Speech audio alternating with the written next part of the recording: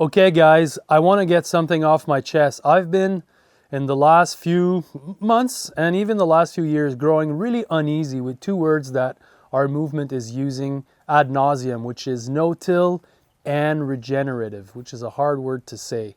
So last month, two reports came out, one from the Rodale Institute and another one from Friends of the Earth. I'll put the reports in DM, highlighting how the push for regenerative and no-till agriculture is heavily funded and financed by herbicide companies.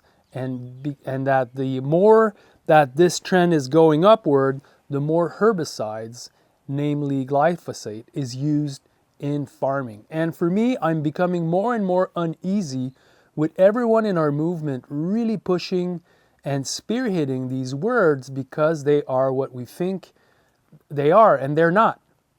And so this is what I want to be talking about right now. Like, I understand no-till perhaps more than anyone else. I've been advocating for minimal tillage in my own farming practice for more than 20 years. I visited farms from all over the world, and I really understand how we want to use soil ecology and soil biology to boost production, to really harness the power of soil ecology. We want to replace mechanical tillage with biological tillage. I get it. That's the trend of the future. The future of farming is earthworms and ecological life. That's for sure. And regenerative, I've seen for myself enough farms, not just here in North America, but in other countries, where conventional agriculture, chemical agriculture with fertilizers, with pesticides, with herbicides, have really depleted soils, and that we need to be building soils back up through carbon, through animals on the field, growing grass, not tilling that grass to have more biomass. That's all true, and that's very much what we need to do. My issue is who's pushing these buzzwords right now. Like, I see these farming conferences all over the world heavily, pushed on regenerative agriculture.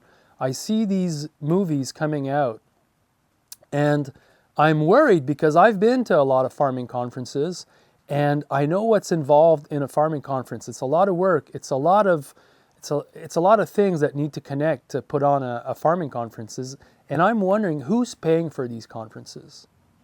And what I'm growing very worried about is that we're being manipulated and instrumentalized. I don't know how to really say that word in English. Instrumentalisé in French, we would say, because there's an agenda.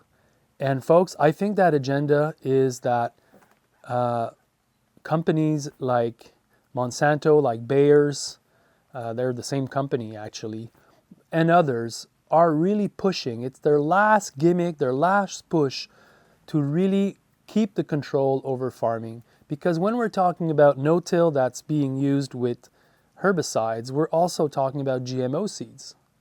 This is what we're talking about. The GMO seeds, they can take a hit from the herbicide, the specific herbicide that's being developed, and then you can apply that everywhere, and you don't need to till, and you don't need to cultivate for weed prevention.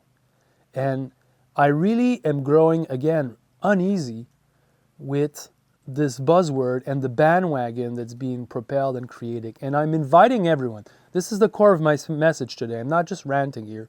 I'm inviting everyone that feels aligned with no-till and regenerative to really be sure that when they are promoting this, or when they're invited to a conference or to a speaking event, or even on their Instagram or Facebook accounts or social media, just really go to the root and see who's behind these initiatives. You might find it weird that some here, it's a company like Unilever, PepsiCo, McCain, all these multinational corporations that are pushing these initiatives that we are going to. And I'm not okay with that. I don't believe that multinational corporations have our best interests. I think their bottom line is the only thing that really, really matters deep down. We're all bottom line people. My farm has a bottom line. I have a bottom line. You have a bottom line. But when we're talking about a food revolution, when we're talking about, ecological farming practices, when we're talking about reshaping how food is grown and produced in the world or in a country, like I do feel that this is something that needs to be claimed by farmers, local farmers. These are the folks that should be spearheading these movements, and we are the one in the fields developing these initiatives to farm better, most often than not without any support. And so this is what I want to talk about. This is going to be an ongoing conversation. I'm reading a lot. I'm educating myself.